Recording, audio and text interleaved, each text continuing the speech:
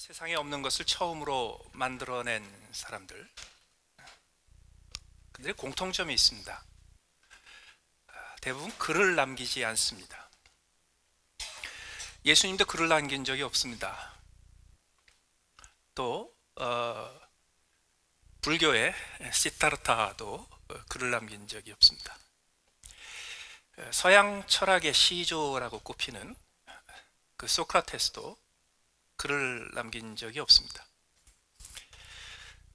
동양 철학의 그 도교의 원조인 노자도 글을 남기긴 남겼는데 본인이 남긴 건지 아무도 모릅니다. 본 적도 없고 그 사람하고 대화를 나눈 사람도 아무도 없습니다. 아마도 본인이 남긴 게 아니라 후대에 남길 가능성이 높습니다. 대부분 그 제자들이 글을 쓰게 됩니다. 그럴 만한 좀 이유가 있습니다. 세상에 없던 것을 보고, 세상에 없던 것을 듣고, 세상에 없던 것을 생각하고, 세상에 없던 것을 만든 사람들은 그것을 말로, 글로 전해받은 적이 없습니다. 그래서 자기가 하는 일, 자기가 이룬 일을 조리 있게 말로 설명하지 못합니다. 그런데 그것을 옆에서 따라가며 지켜보며 배웠던 제자들은 선생님이 본 거를 같이 본 게 아니고 선생님이 말로 가르쳐 주신 것을 배웠기 때문에 그들은 아주 쉽게 글로 말로 그것을 옮길 수 있게 됩니다. 성경에 예수님이 직접 남긴 글은 없습니다. 그러나 예수님의 제자들이 예수님의 행적을 남겼습니다. 그것이 복음서입니다. 복음서 중에서 요한과 마태는 예수님과 직접 3년 동안 같이 다녔던 제자로서 기억을 더듬어 예수님의 말씀과 행적을 기록한 사람들입니다. 그런데 마가와 누가는 예수님의 직접 제자가 아니라 예수님의 제자의 제자입니다. 예수님이 세우신 사도의 제자입니다. 마가는 20, 30년 동안 베드로를 쫓아다녔던 수행비서였습니다. 누가는 건강이 늘 안 좋고 늘 지병에 시달렸던 바울 사도를 옆에서 늘 쫓아다니던 의사였습니다. 그래서 그 두 사람은 스승의 스승, 자기 스승의 스승 예수님의 행적을 또 스승을 통해서 전달받은 것을 기록하였습니다. 근데 누가는 그 당시로는 가장 앞서가는 그 과학자요 또 의사였기 때문에 나름대로 모든 자료를 준비하고 마련하고 확인하고 검증하고 참고 문헌을 살피고 그 다음에 증인들과 다 인터뷰하고 자료를 확보해서 누가복음하고 사도행전을 씁니다. 근데 마가는 그렇지가 않아요. 마가는 10년, 20년, 30년 동안 베드로 쫓아다녔습니다. 베드로를 옆에서 보좌하면서 다니다 보니까 베드로의 설교를 수도 없이 반복해서 들었습니다. 이 자리에 계신 분들 중에서 제 설교를 굉장히 오랫동안 10년, 20년 이렇게 들으신 분들도 계시지만 바라건대 제가 똑같은 설교를 반복해서 하는 걸 들은 적은 별로 없을 겁니다.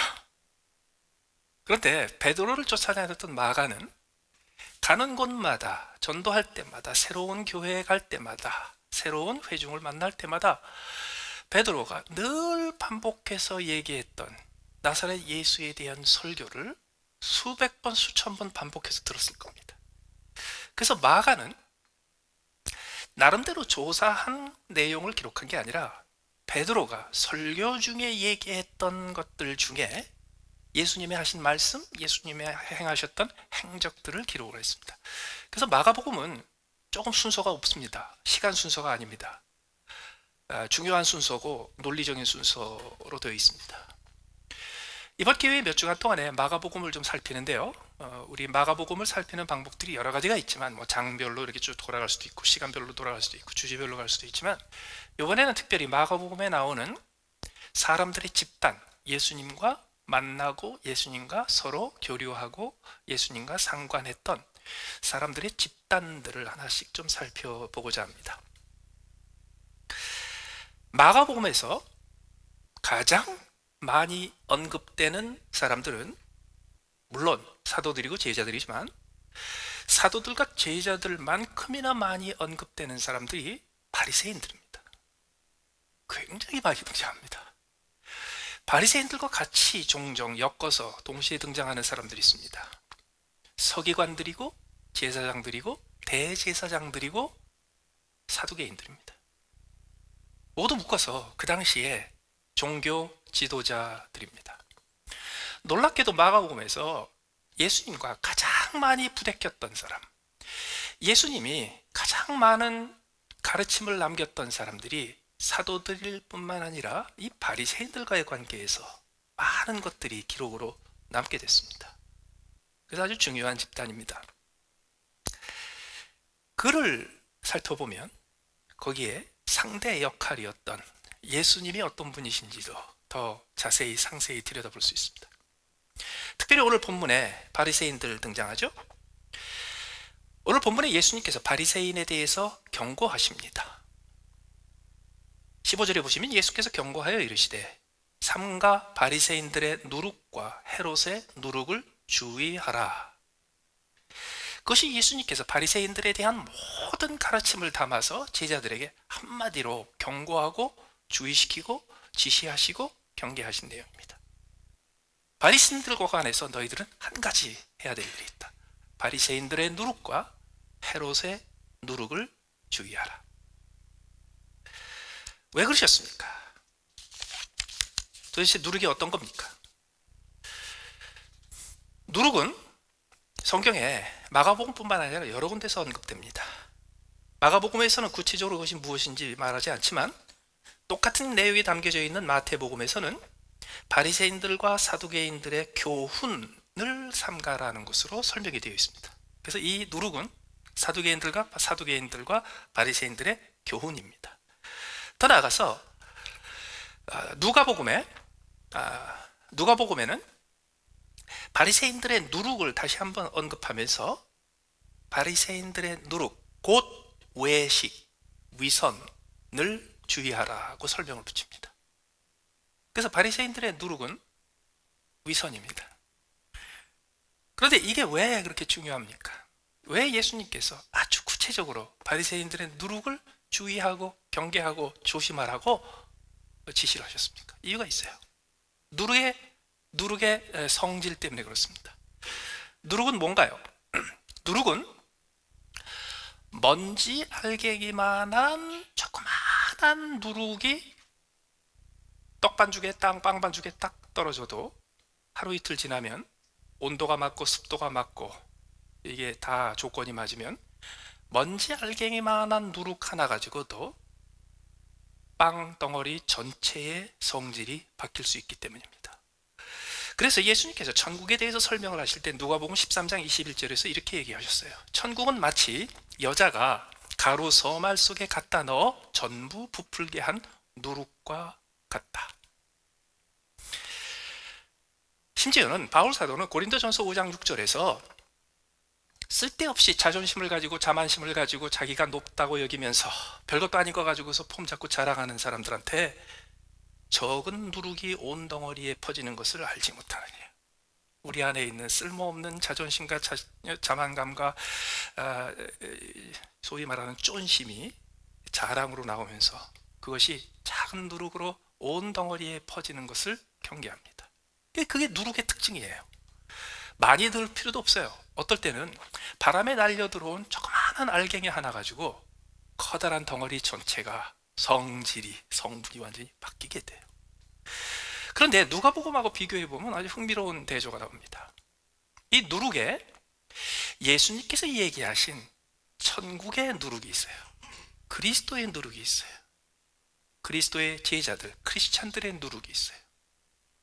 그래서 예수님께서는 천국의 두드러진 하늘나라의 현상을 얘기하면서 우리 성도들이 받은 그 천국의 누룩을 우리의 인생에, 우리 주변에 조그만한 거를 톡 던졌을 때 시간이 지나면 그 온 빵덩어리가, 떡덩어리가 우리의 인생에, 우리 주변의 환경이, 우리 주변의 관계가, 우리 주변의 공동체가 하나님 나라에서 맛볼 수 있는 떡덩어리로 바뀐다는 것을 강조하세요.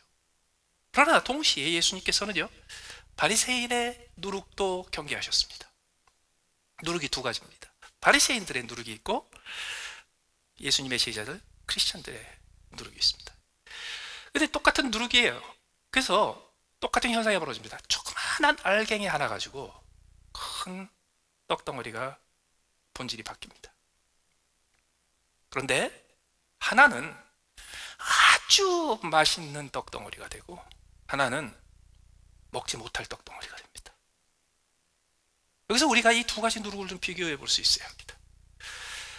성경에서는 바리새인들의 누룩을 그들의 교훈, 그들의 가르침, 그들의 행실, 특히 꼭 집어서 그들의 외식, 위선이라고 지적했어요. 제가 기회에 있을 때마다 강조해 드리는 게 있습니다. 여러분, 기독교에 하나님께서 우리에게 요구하시는 모든 윤리와 도덕과 거룩함의 기준을 이루기 위해서 우리가 가장 먼저 신경을 써야 될 것, 가장 먼저 실천해야 될 것은 투명함입니다. 정직함입니다. 흔히들 우리는 기독교의, 그리스도의 가장 중요한 가르침이 사랑이라고 아주 쉽게 얘기해요. 맞아요. 가장 중요한 것은 사랑이에요. 젊은 부자 청년이 예수님에게 와서 율법의 가장 중요한 것이 무엇입니까? 가장 으뜸이 무엇입니까? 예수님께서 말씀하셨어요. 하나님을 사랑하고 내 이웃을 사랑해라. 제자들한테 말씀하셨어요. 너희가 서로 사랑해라. 내가 너희를 사랑한 것처럼 너희가 서로 사랑해라. 이것이 너희에게 주는 새 계명이다.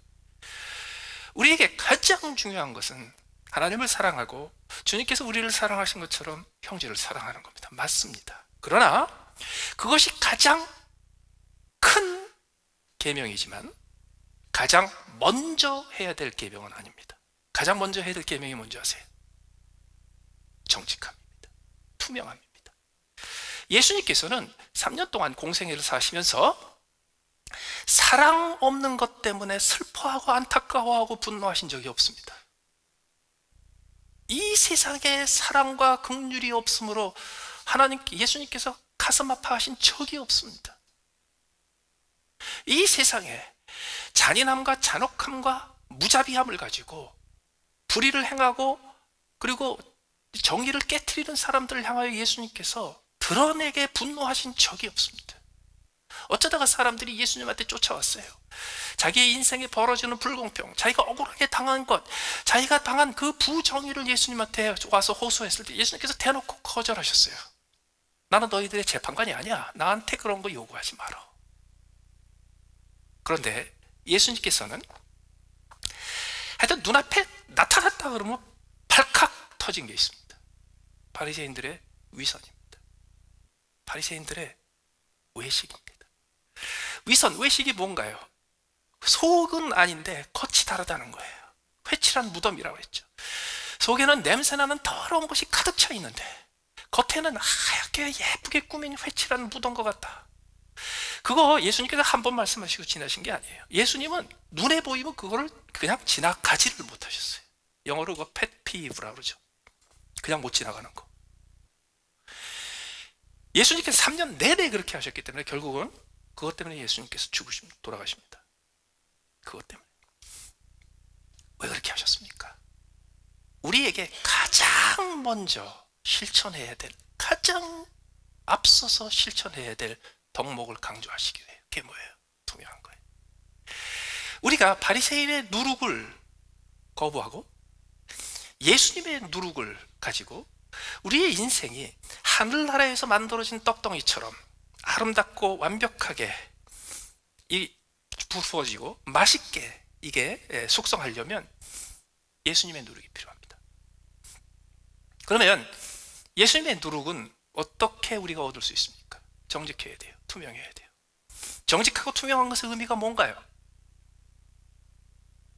겉에 회칠하고 꾸밀 게 아니라 내 속에 냄새나고 더럽고 추악한 모든 것들, 부끄러운 것들이 가득 차 있다는 것을 드러내는 겁니다.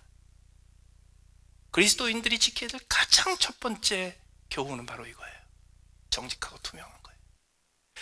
만약에 이게 이루어지지 않으면 회개가 불가능합니다.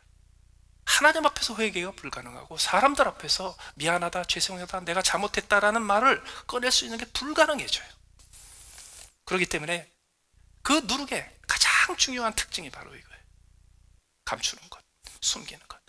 나의 부끄럽고 추하고 더럽고 그리고 수치스러운 모든 것들을 감추고 있는 것, 그거를 피해야 돼요. 그런데 이 외식이 점점 커지고 위선이 점점 커지게 되면 그 다음에 따라오는 결과들이 있습니다. 점점 누룩이 번져서 빵을 변화시키기 시작하면 거기서 고소하고 그리고 향기 나고 그리고 부드럽고 쫄깃쫄깃 이런 맛이 생기는 게 아니라 쓰고 시고 딱딱하고 뻣뻣하고 이런 것들이 나온 것처럼 그 누룩 때문에 생기는 변화들이 몇 가지가 있습니다. 그런데 바리새인의 누룩이 들어가서 우리의 삶을 변화시키기 시작하면 생기는 바리새인들의 삶의 특징이 있고, 그리스도의 누룩이 우리의 삶에 들어와서 우리의 삶을 변화시키면 생기는 그리스도를 닮은 그리스도인의 삶다운 결과들이 생깁니다. 어떤 건가? 첫 번째로 바리새인들의 누룩이 들어가면 항상 눈에 보이지 않는 영적인 것, 신비한 것, 눈에 보이지 않지만 그러나 뭔가 영적인 세계에 있는 어떤 것, 이런 것만 늘 추구하게 됩니다. 그리스도의 누룩이 우리 안에 들어오면 어떻게 되나요? 그 다음에는 어떻게 되냐면 하나님의 나라가 영적인 것이고 하나님이 영적인 분이시기 때문에 보이지 않는 세계에 계신다는 건 물론 알고 있는데 거기서 그치질 않아요. 우리는 반드시 이 땅에서 눈에 보이는 하나님의 흔적을 추구하게 되어 있습니다. 예수님께서 바리새인들에 대해서 얘기하시자마자 그 다음에 예수님께서 제자들에게 가르침을 주시기 위해서 어떤 말씀을 하셨습니까? 떡 5덩어리를 가지고 5,000명을 먹이신 것과 떡 7개를 가지고 4,000명을 먹이신 것을 얘기하시죠. 하나님의 나라는 보이지 않는 영적인 세계에서 끝나는 게 아니에요. 보이지 않는 영적인 세계에서 무엇인가 하나님 나라의 간섭이 있었으면 우리의 삶에서 반드시 보이는 결과가 생기게 되어 있습니다. 그래서 바리새인의 누룩이 우리가 알지 못하는 사이에 툭 우리의 삶에 들어오죠. 그럼 우리가 알지 못하는 사이에 그게 발효를 일으키고 점점 변화를 일으켜서 우리가 알지 못하는 사이에 우리가 점점 보이지 않는 영적인 세계의 것만 추구하게 됩니다. 그리고 외식과 위선이 겹쳐져서 그 다음에 어떻게 되냐면 나는 당신들이 보이지 않는, 볼 수 없는, 당신들이 눈으로 확인할 수 없는 내 속에 신비하고 영적인 것이 가득 차 있어, 이것을 강조하게 돼요. 그래서 거룩하고 존귀한 존재로 자꾸 드러나게 돼요. 그러나 예수님의 누룩, 그리스도의 누룩이 들어가게 되면 그 다음부터 어떻게 되는지 아세요? 여러분, 내 안에는 보이지 않는 것들이 가득 차 있는데 그게 한결같이 다 창피하고 누추하고 더럽고 부끄러운 것들 뿐입니다. 그리고 나는 그런 걸 별로 기대를 안 합니다. 왜? 내가 하나님 앞에 갈 때마다, 내가 기도하며 하나님 앞에 무릎 꿇을 때마다 하나님의 거룩하심 앞에서 내가 얼마나 쓸모없는 죄인인지를 내가 날로 더 발견해 가기 때문에 나는 애초에 그 거룩한 보이지 않는 하나님의 거룩한 나라의 기준에 대해서 나는 이룰 수 없다는 것을 너무 잘 압니다. 그러나 내가 할 수 있는 일이 하나 있습니다. 그것은 주님께서 나에게 행하신 대로, 명령하신 대로 조그마한 내 몸으로, 내 손으로, 내 발로 행할 수 있는 실천 한 가지, 그것은 내가 할 수 있습니다. 여러분, 하나님 아버지 보이지 않는 영적인 존재세요. 그래서 우리는 영이신 하나님 아버지의 자녀가 되었어요.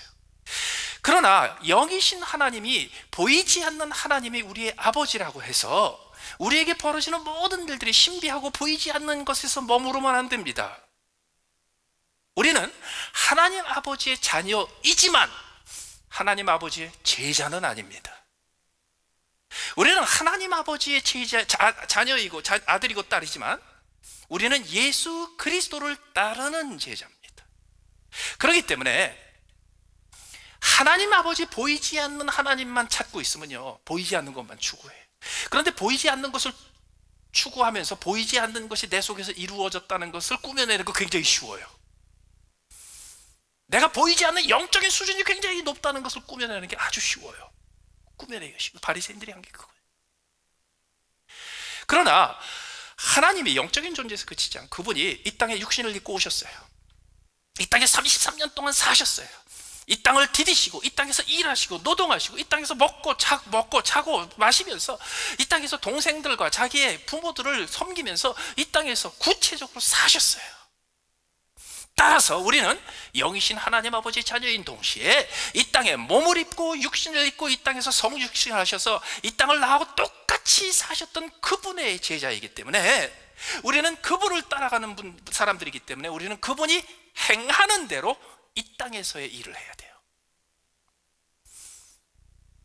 더 나아가서 바리새인의 누룩이 점점 자라게 되면 우리 안에 바리새인들을 닮은 특징으로 두 번째 특징이 생깁니다. 인간의 능력을 믿게 됩니다. 바리새인들은 구약 성경에 있는 모든 율법을 인간이 다 이룰 수 있다고 믿었습니다. 그들은 인간의 능력을 가지고, 인간의 성실함을 가지고, 인간의 헌신을 가지고, 인간의 집중력을 가지고 성경에서 제시한, 하나님이 우리에게 제시하신 모든 율법을 완벽하게 지킬 수 있다고 믿었어요. 그리고 실제로 그걸 추구했습니다. 그리고 그들 스스로서 자기들 사이에 저 사람은 율법을 다 지킨 사람이야. 젊은 관원 하나가 예수님한테 와서 그렇게 얘기했죠. 내가 무엇을 해야 됩니까? 내가 율법을 다 지켰냐? 예수님 앞에 자신만만하게 이렇게 얘기했습니다. 맞습니다. 제가 율법 다 지켰습니다. 그들은 율법을 지키지 못하는 이유가 성실하지 못하기 때문이고, 그 율법을 지키지 못하는 이유가 헌신이 안 됐기 때문이고, 율법을 지키지 못하는 이유가 노력을 안 했기 때문이라고 믿었어요. 그리고 그들은 인간의 능력과 인간의 노력을 가지고 하나님이 요구하시는 기준을 달성할 수 있을 거라고 믿었습니다. 그게 바리새인의 누룩이에요. 예수의 누룩은 뭔가요? 그리스도의 누룩은 뭔가요? 인간의 능력을 의지하는 게 아니라 하나님의 능력을 의지하게 만듭니다. 젊은 관원이 예수님한테 가라서 물었습니다. 내가 어떻게 영생을 얻으리까? 네가 율법을 다 지켰냐? 다 지켰습니다. 그러나 예수님께서 한두 마디를 통해서 그의 율법을 지켰다는 말이 얼마나 구멍이 뚫려 있는지를 지적하셨어요. 그래서 그에게 이렇게 얘기하십니다. 내 모든 것을 팔아서 가난한 자에 주고 너는 나를 따르라. 그가 슬픈 기색을 하고 돌아갔어요. 재산이 너무 많아서 팔 수가 없어서. 그때 그것을 보고 예수님께서 부자가 천국에 들어가는 것은 낙타가 바늘구멍에 들어가는 것보다 더 어렵다고 말씀하셨어요. 그 얘기를 듣고 제자들이 깜짝 놀랐습니다. 그렇다면 아무도 못 들어가겠네요. 그러면 천국에 들어가는 건 불가능하다는 말이네요. 그때서야 예수님께서 복음의 진수를 말씀하십니다. 사람이 할 수 없는 것을 하나님이 하시느니라. 하나님의 구원이 언제 시작하는지 아세요? 불가능하네요. 그럴 때 하나님이 하세요. 내 죄를 갚아, 내 죄를 스스로 책임져, 내 죄에 대한 모든 보응을 내가 다 이루어서 내가 내 죄값을 치르고 내가 죄 용서함 받는 건 불가능하네요. 그때 하나님이 가능하게 하세요. 어떻게? 불가능한 일을 가능하게 하세요. 불가능한 일, 영이신 하나님, 거룩하신 하나님, 그 하나님이 이 더러운 누추한 곳에 머무르고 오세요. 불가능한 일을 하나님이 하세요. 그분이 이 땅에 오셔서 불가능한 일을 이루세요. 이 땅에 사시면서 티 없이 흠 없이 한 점 죄 없이 이 땅에서 거룩하게 사세요. 불가능한 걸 하세요.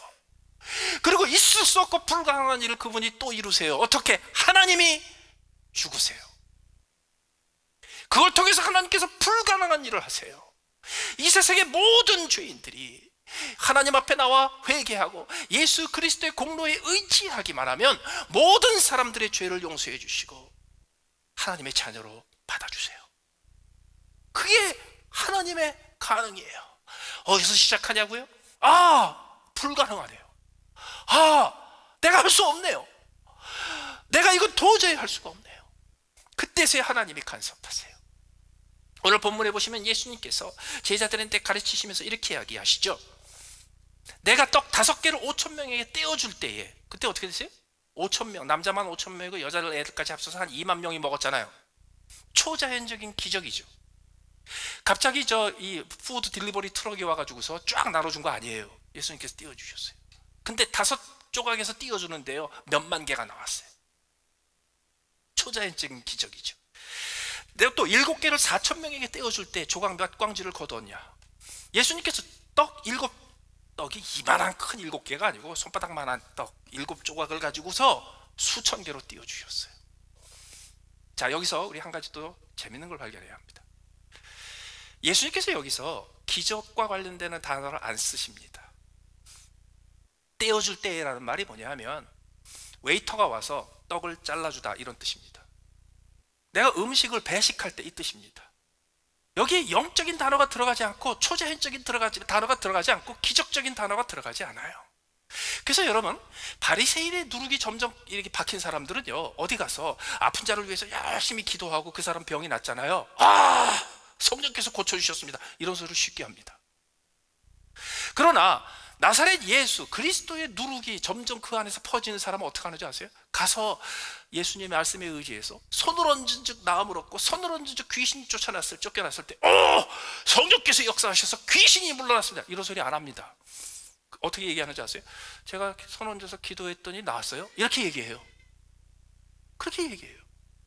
그거를 쓸데없이 영적인 세계에서 거창한 일이 일어났다는 거 얘기 안 해요. 그 대신에 확실히 알아요.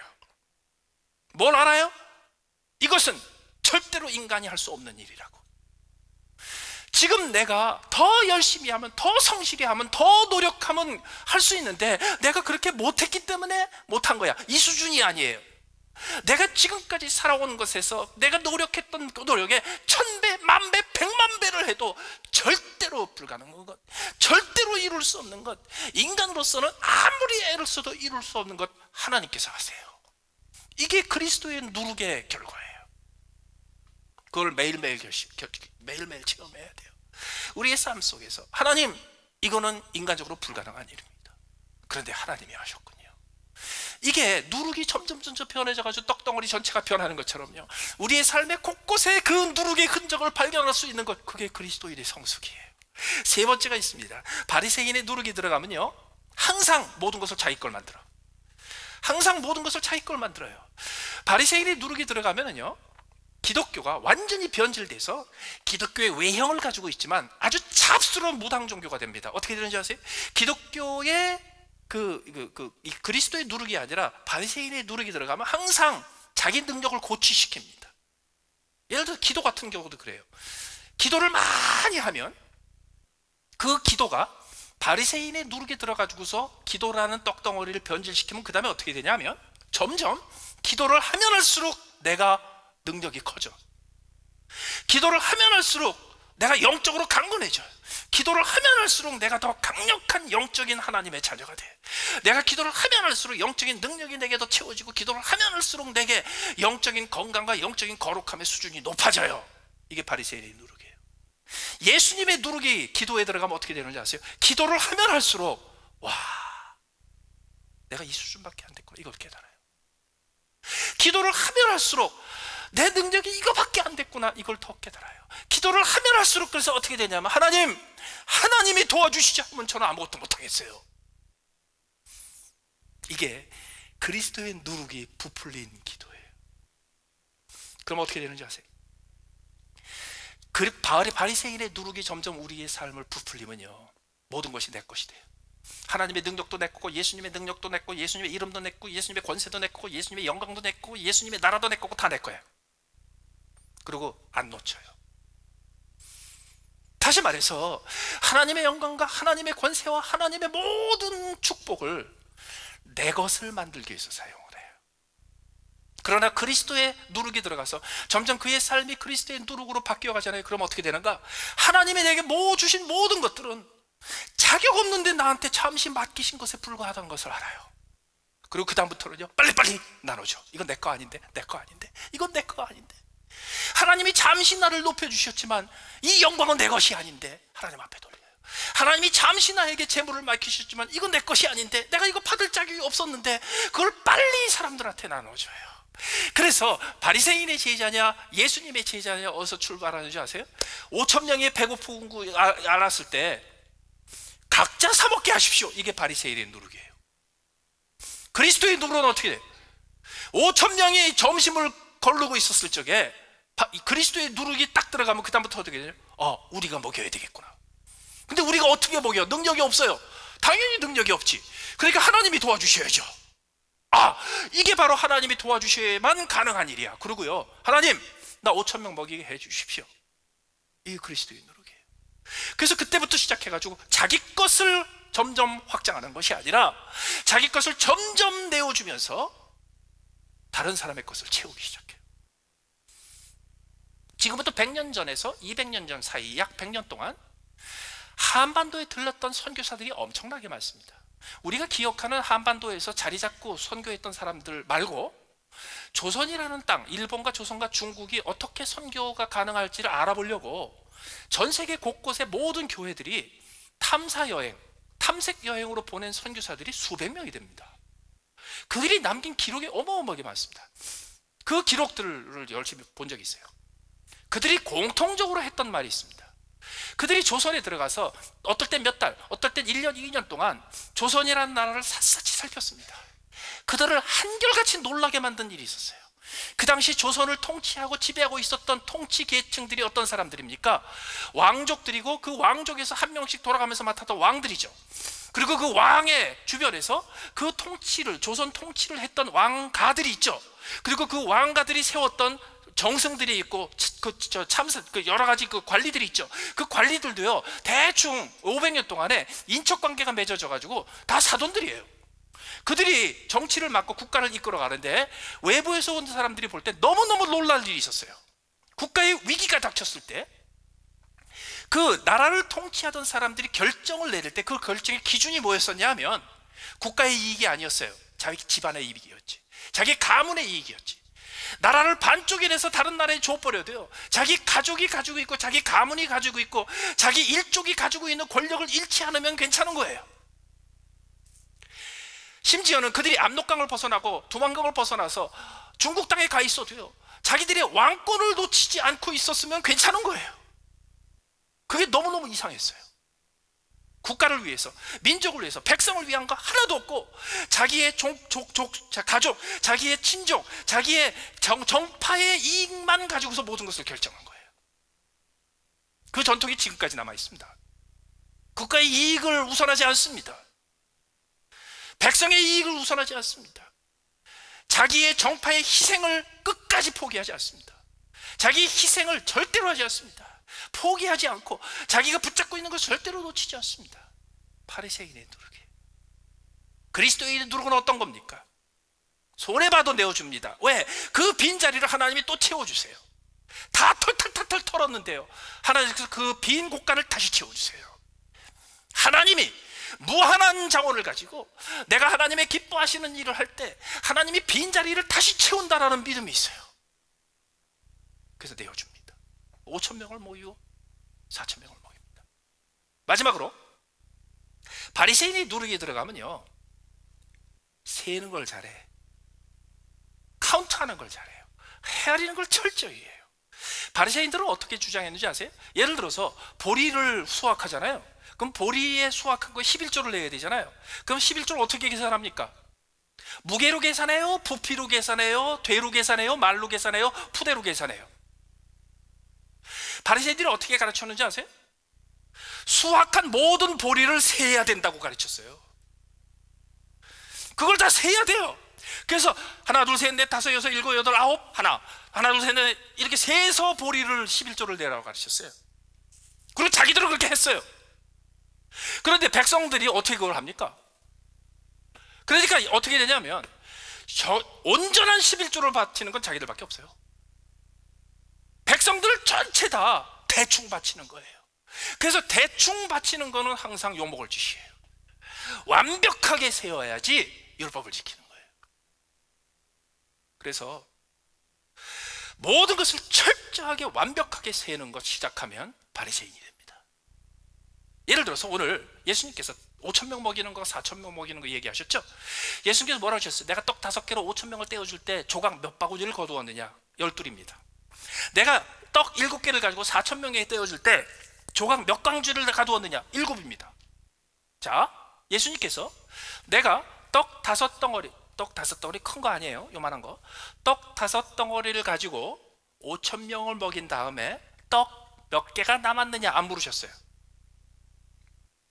뭐라고 하셨어요? 몇 광주야? 12광주. 12광주리에 떡이 몇 개 들어있었을 거예요? 아무도 안 셌어요. 예수님도 안 셌고 제자들도 안 셌어요. 아무도 그거 세지 않았어요. 그냥 광주리만 걷었어요. 시작할 때는 세했지만, 작을 때는 세했지만, 다 끝나고 하나님의 역사가 이루어진 다음에는요, 세지 않았어요. 여러분, 그리스도의 누룩이 들어가서 우리의 삶이 변하면요, 중요한 변화 중에 뭐가 있냐면, 안 따집니다. 제발 좀 따지지 마세요. 끝까지 헤아리지 마세요. 끝까지 하나하나 끝까지 남은 거 하나까지 헤아리는 사람은요, 꼭 너 못 빼먹었지 이러려고 헤아리는 거예요. 헤아리지 마세요. 끝까지 헤아리지 마세요. 그리고 대충 넘어가세요. 대충 몇 강주로 넘어가세요. 왜 12강줄이었을까요? 간단해요. 그때 배식하던 사람들이 12명이었으니까. 왜 7강줄이었을까요? 그때 배식하는 사람이 7명이었으니까. 이것이 그리스도인의 누룩의 특징입니다. 베풀고 베풀고 베풀되 끝나고 나서 계산하지 마세요. 종종 우리는요, 가난한 사람, 불쌍한 사람들한테 베푼다 그러면서요, 어떡하냐 하면 교회 가가지고서 예배 드리고 주보 받아오면 줘. 여러분 어렸을 때 그런 거 겪으셨어요? 미국에서 원조 와가지고요, 뭐 빵이라도 떡이라도 뭐 밀가루라도 한 포대 살려면요, 교회 가서 예배 드리고 그리고 예배 드렸다는 거 보여줘야 돼. 미션 스쿨 갈 적에도요, 예배 드린 거 이렇게 도장 받아와야 돼. 아니, 그것도 그때는 다 유익한 점이 있었어요. 그러나 그렇게 조건 붙이면 안 된다는 거예요. 헤아리지 말아야 된다는 거예요. 하나님께서 내게 풍성히 주셨기 때문에 풍성히 나눠주고 나서요, 그 나머지 가지고 째째하게 헤아리지 말라는 거예요.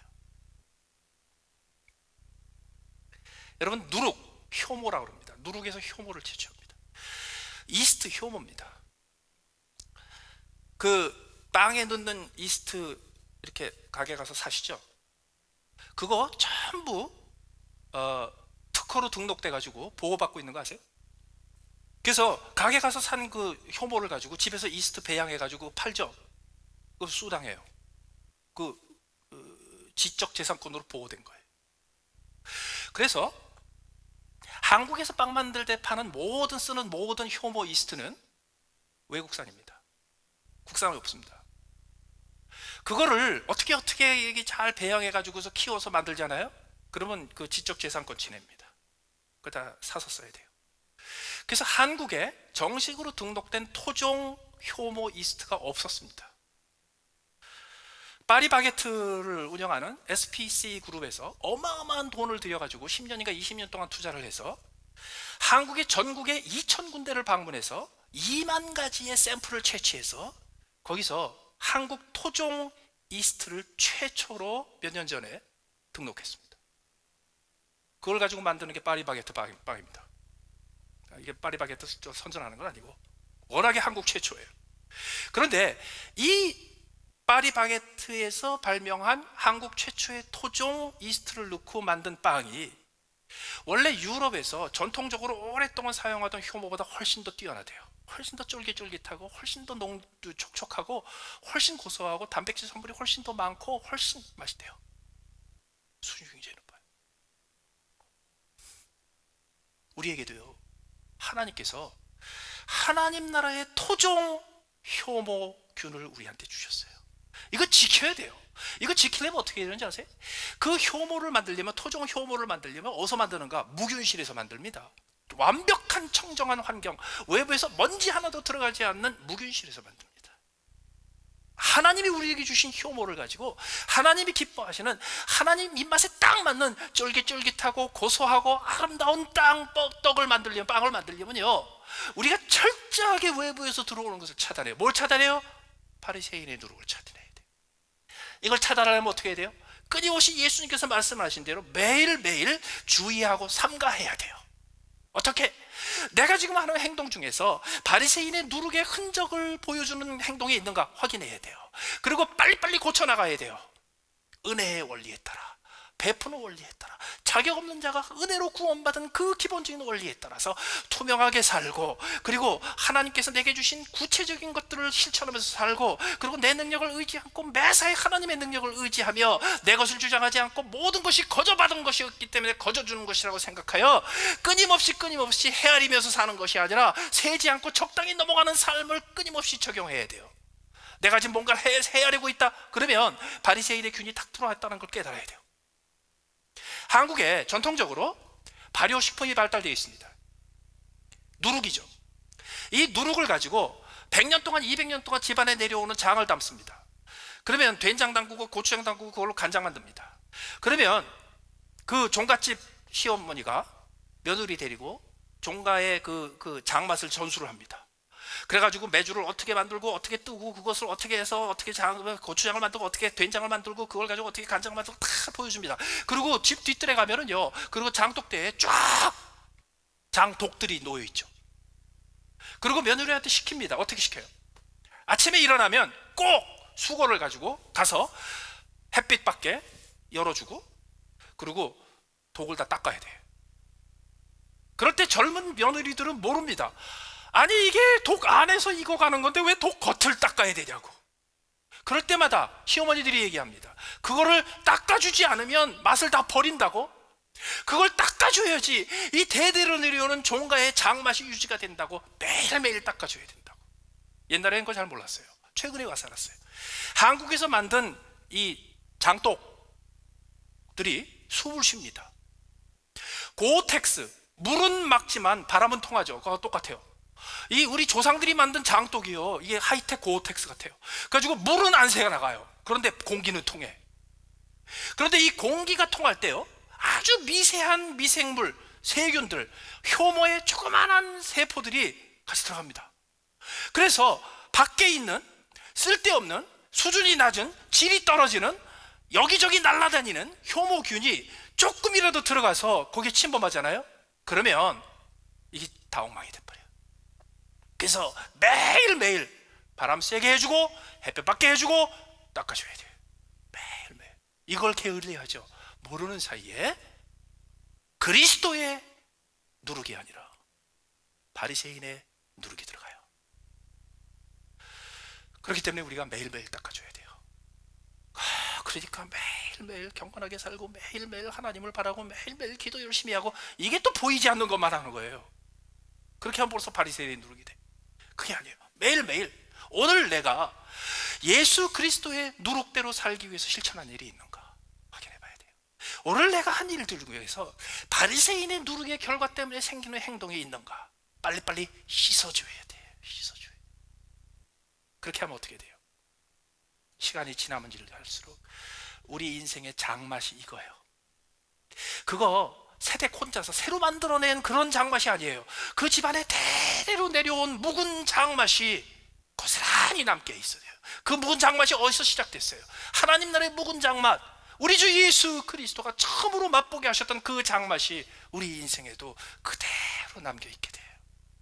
이제 매일마다 뚜껑 여시고 깨끗하게 닦으시고, 그리고 하나님 나라의 장맛을 계속해서 유지할 수 있는 저와 여러분들 되시기를 예수님의 이름으로 축원합니다. 같이 기도하시겠습니다.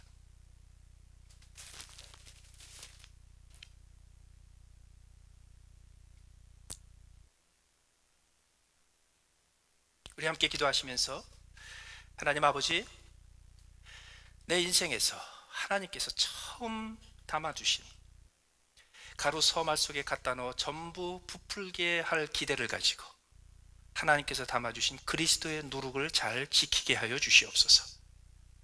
그 누룩이 바리새인의 누룩으로 오염되지 않게 하시고, 그 떡반죽이 이 세상의 누룩으로 망가지지 않게 하여 주시옵소서. 매일매일 주 앞에 서서 우리 하나님을 바라면서 하나님의 영광에 비추어 우리 인생의 누추함을 살펴보게 하시고, 매일매일 주께서 내게 기대하시는 조그만한 실천들을 통해서 바리새인의 누룩을 닦아내고 예수 그리스도의 누룩을 온전히 지키며 하나님 나라의 아름다운 맛, 하나님 나라의 전통적인 맛, 하나님 집안의 장맛을 우리의 인생에서도 꽃 피우며 살게 하여 주시옵소서. 우리 다 같이 함께 잠시 기도하시겠습니다.